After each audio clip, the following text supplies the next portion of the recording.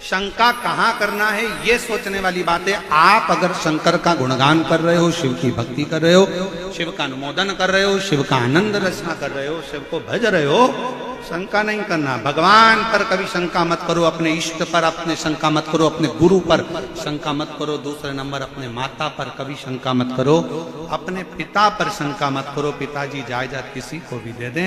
नानी बाई का मायरा कहता है कि जय कुंवर बाई ने अपनी जायदाद बड़े बेटे को, पोते को दे दी। छोटा पोता मंदिर में रोता, नरसिंह मेहता रोता।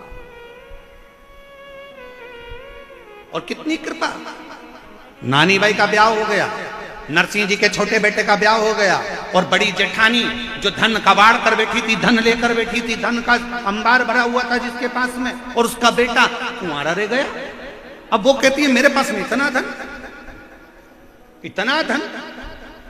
और नरसिंह जी के बेटे के लिए तो कोई संबंध आया ही नहीं था, क्योंकि गरीब बड़े के यहाँ संबंध कौन आए, पैसे वाले के पहले तो एक संबंध आया नरसिंह जी के गांव में। सबको सूचना मिली कि नरसिंह जी के भाई के यहाँ करोड़ों का धन है और उनका एक लड़का है। चलो सबसे पहले लड़की की शादी अपन उसी से पक्की करेंगे। उसको देखने गए तो उनको क्या मालूम था कि लड़का थोड़ा सा अटक जाता है, हकला जाता है। उनको क्या मालूम है,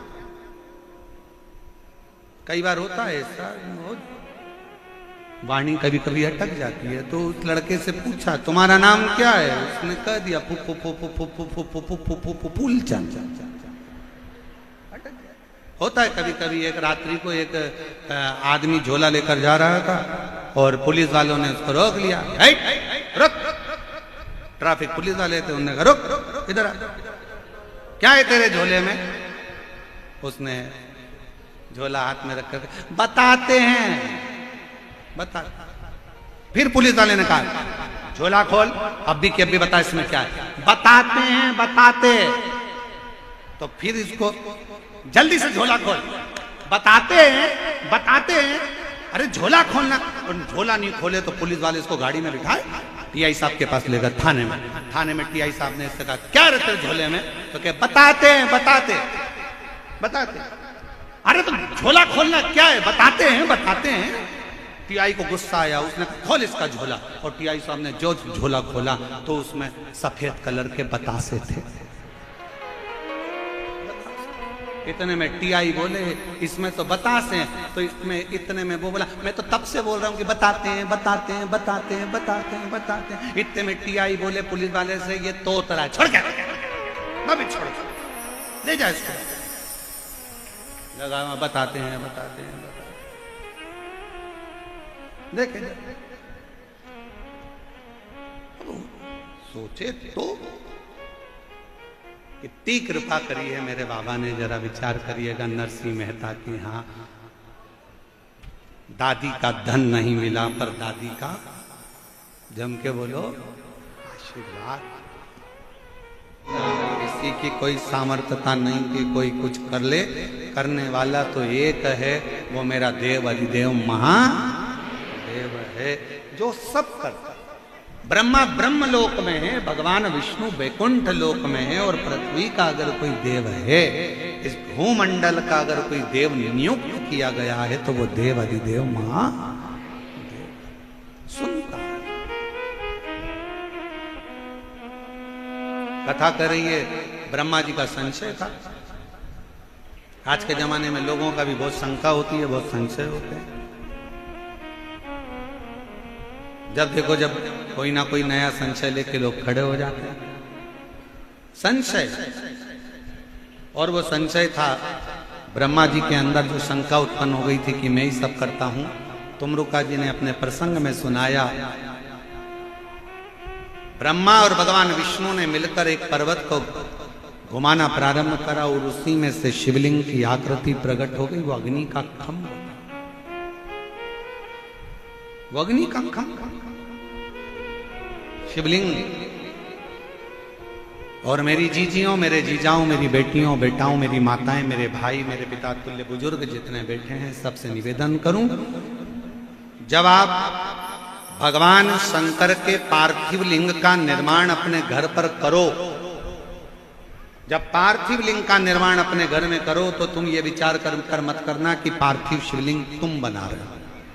विचार ये करना कि इस पार्थिव शिवलिंग का निर्माण हम नहीं कर रहे, स्वयं ब्रह्मा और विष्णु भगवान शिव की कृपा से ये पार्थिव शिवलिंग का निर्माण कर, पार्थिव लिंग का निर्माण वो कर।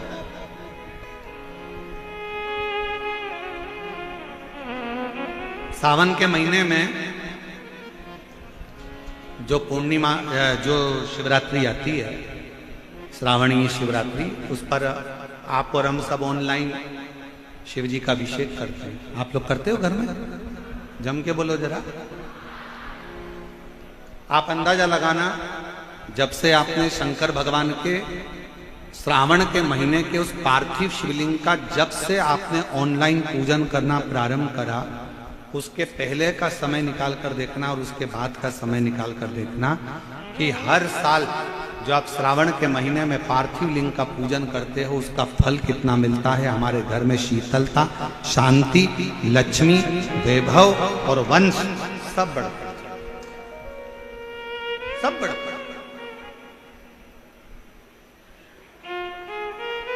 पार्थिव लिंग की पूजन स्वयं ब्रह्मा जी करे हैं, स्वयं भगवान विष्णु करे। पार्थिव लिंग को प्रकट किया ब्रह्मा जी ने, मन में सोचा ये शिवलिंग जो प्रकट हुआ है ये क्या शंकर जी हैं? हाँ, यही देवाधिदेव महादेव है, यही पालन करता, यही संहार करता, यही रचना करता, सब ये। शंका उत्पन्न हो गई, इनका सिर कहाँ है, इनका पांव कहाँ है? नारायण भगवान बोले मैं चरण ढूंढने जाता हूं, तुम सिर ढूंढने चले जाओ। जब फिर निवेदन करेंगे, ज्ञानी को समझाना सरल है, अज्ञानी को समझाना सरल है, पर अभिमानी को समझाना दुनिया का सबसे कठिन काम है।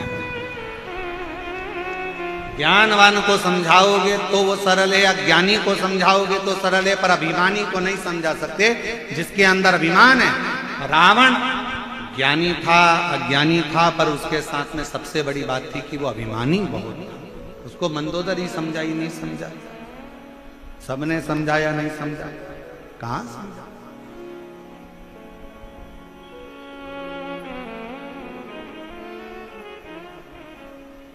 समझाओ, नहीं समझता। आप किसी को कह दो हमारा पड़ोसी हमें परेशान कर रहा है, और वो पड़ोसी को कितना भी समझा लो वो नहीं समझेगा, उसमें अभिमान हो सकता है।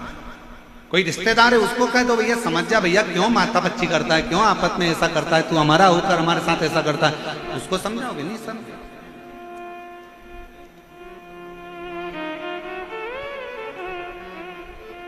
कल जब हम दिलीप जी के यहाँ पहुंचे, हम वहीं रुके हैं, दिलीप जी अग्रवाल जी के यहाँ जो जजमान परिवार है उनके यहाँ पर कल हम पहुंचे, तो शाम के समय पर एक व्यक्ति ने हमसे का बात कही कि गुरु जी आज का जमाना इतना बेरोजगारी का हो गया कि लोग, नए नए लड़के, नए नए बच्चे सब बेरोजगार होकर पड़े, सब बेरोजगार।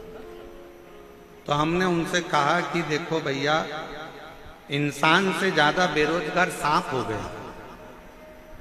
सांप, हमने कहा जो सांप होता है ना सर्प, वो इंसान से ज्यादा बेरोजगार हो गया, क्योंकि सांप का काम इंसान ने ले लिया तो सांप बेरोजगार हो गया। उन्होंने पूछा सांप का काम क्या होता है? हमने कहा डसने का। आज का आदमी को इतने डसने में लगा है कि सांप बेरोजगार हो गया और आदमी काम का हो गया।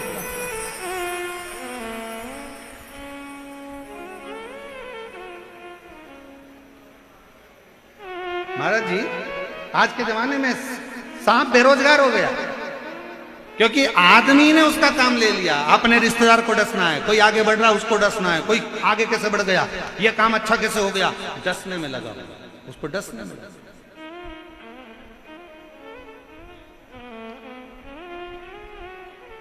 बेरोजगार हो गया बेचारा सांप, और आदमी रोजगार हो गया कि कोई आगे बढ़ रहा है उसको खींच लो, कोई आगे बढ़ रहा है उसका पांव खींच लो, कोई आगे जा रहा है उसको खींच कर लिया। ये क्या है? बल्कि प्रसन्न होना चाहिए, प्रसन्न का। अगर कोई आगे बढ़े ना तो सबसे ज्यादा खुशी आपको होना चाहिए कि आप अपने जीवन में कुछ अच्छा करो।